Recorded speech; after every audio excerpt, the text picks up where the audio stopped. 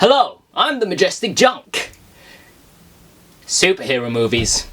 Oh, superhero movies. How far we've come from the start of this genre. It's frankly quite remarkable. From Superman and Batman of the 80s, then almost completely killing the genre, then completely reviving the genre in new light.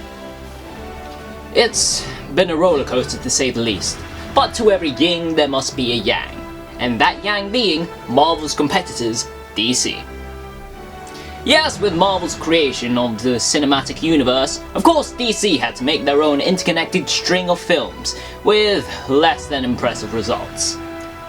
Some people love it, some people hate it, some people are idiots, so let's just leave them to their own petty feud.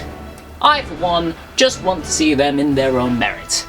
So let's dig into the first DCEU film, Man of Steel. Okay, you know the drill. Krypton explodes and Superman is sent to Earth to preserve their species. But Mr. Snyder didn't think that was enough action, so let's just add General Zod shenanigans, some weird skull thing, and, you know, just a shit ton more explosions.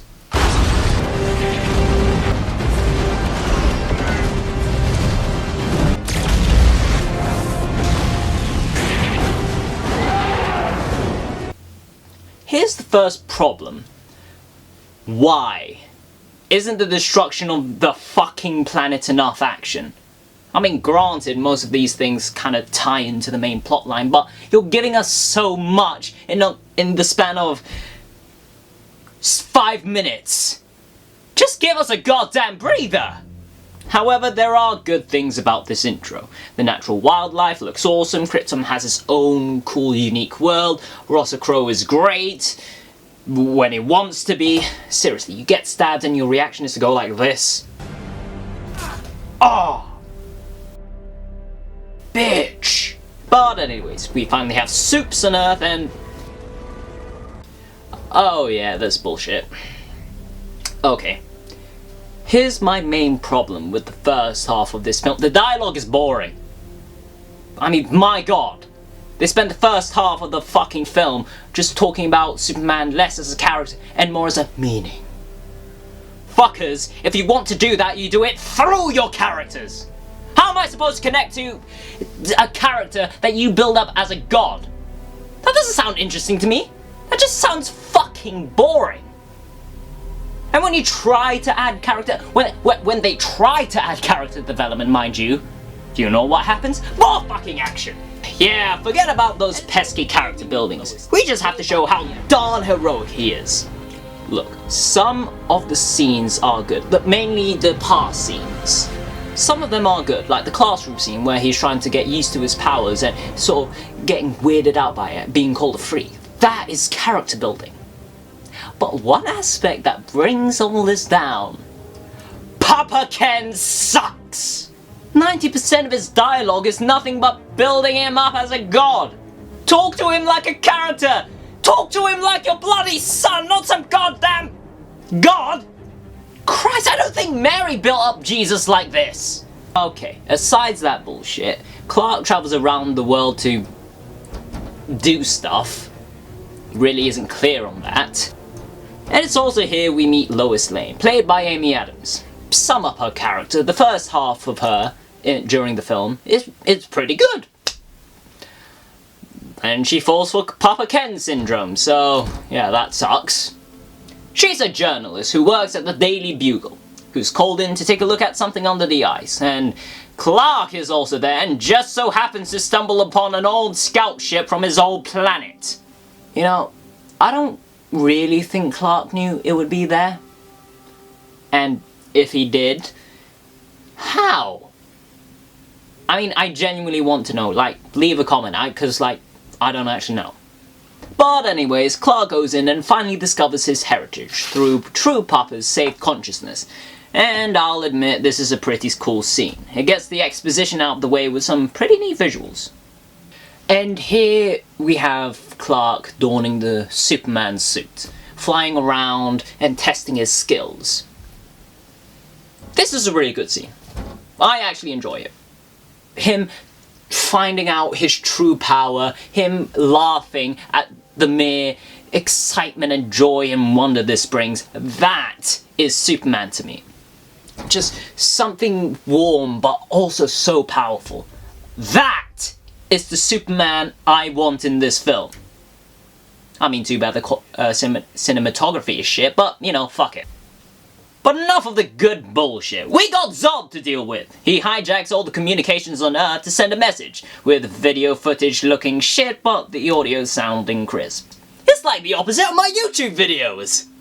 So they bring back the Jesus symbolism for a bit. Clark chooses to give himself to Zod, he goes into the ship finding out their plans, and then breaks out with the help of Lois, who they brought in for some reason.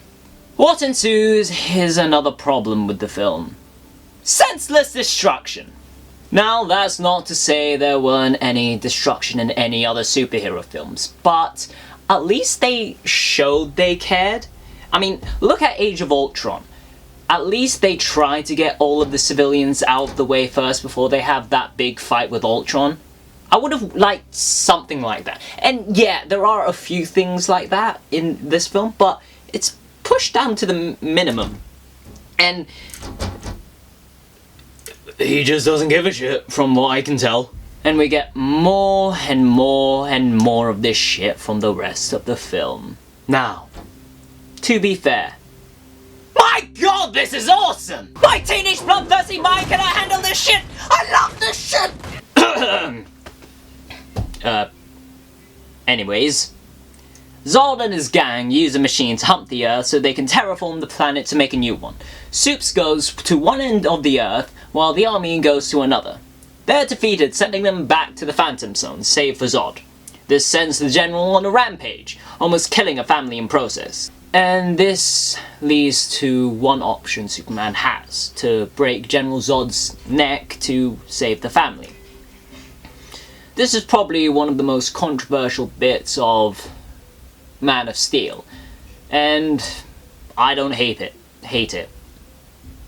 Despite my previous comments about Superman being a warm sense of hope, this is also a movie about developing that sense of hope.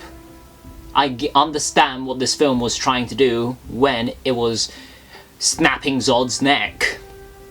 It was trying to build a catalyst so that he can become that symbol of hope for others. It's so that he will never take a promise again. Ultimately, it lets Zod win.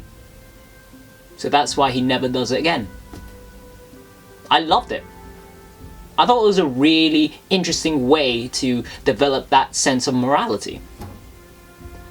My problem is that there isn't enough of that shit in the rest of the film. Seriously, I just want more shit like this. If you wanted to go dark, go all the way dark.